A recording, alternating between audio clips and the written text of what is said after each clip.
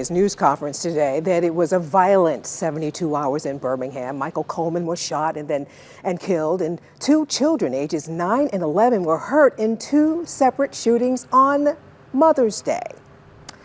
Now he's Woodfin pleading with you to speak up and bring these shootings to justice, whoever is responsible for them. Bria Chapman joining us now live. Bria, again, there are witnesses to these shootings who are not coming forward. The mayor expressing really the urgency of doing something about this culture of silence.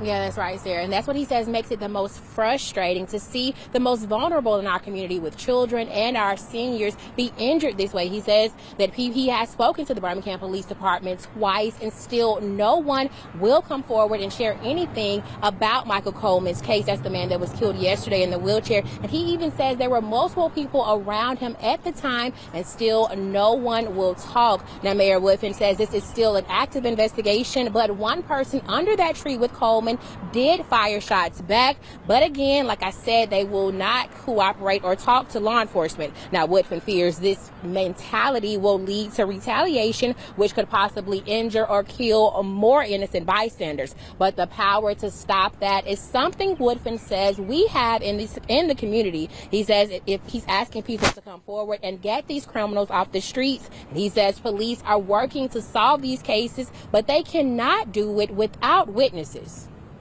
People know, have facts, have evidence, have information, know who, know what, know when, know how. Know the shooter, know the driver, know the type of car. They have the information. BPD cannot solve these cases in isolation.